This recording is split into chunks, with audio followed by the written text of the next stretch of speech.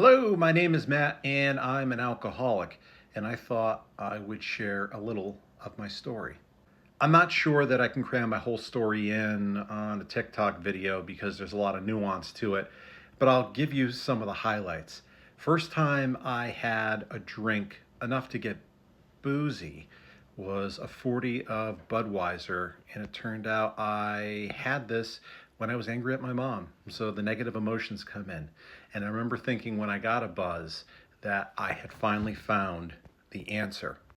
At that point, I understood why people drank. And at that point, I remember thinking, why would somebody have one beer that doesn't even do anything? At that moment, I was an alcoholic. Wanting to fit in college, we went out one time and I was purchased a whole bunch of drinks and ended up in the hospital with alcohol poisoning. You would think that that would stop me, but I felt like I was a celebrity on campus because everybody knew this happened to me. Again, the opposite of what the normal opinion should have been. In adulthood, I didn't drink every day. I didn't drink excessively, and I could stop at a beer or two, especially out in public, because I did not want to get nabbed for a DUI.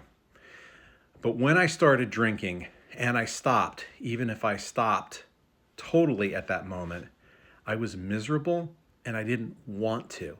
It just felt like when I had booze on the inside, I was wearing a wool sweater inside out, inside of my body. It just felt like this incredible itch. I also was a drinking alone type of person, and I always bristled at the idea that if you drank alone, you had a problem. For me, I couldn't drink the way I wanted to if I was out in public.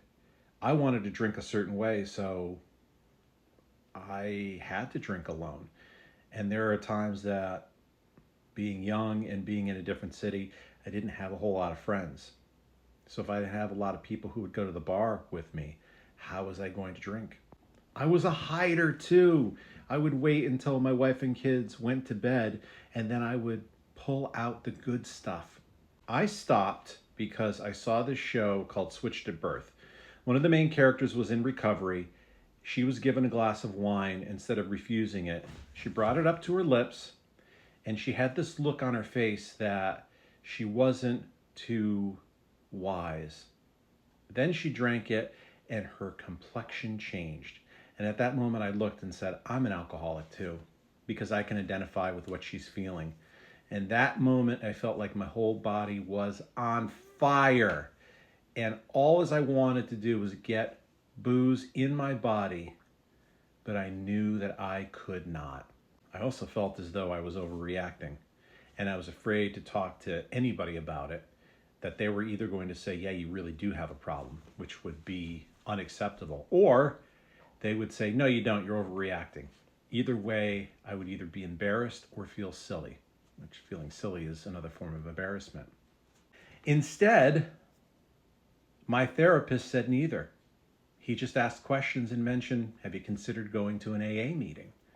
And I said no, because that's a bunch of old guys in trench coats who sit in a bombed out church cellar with an incandescent light bulb going around and around and around.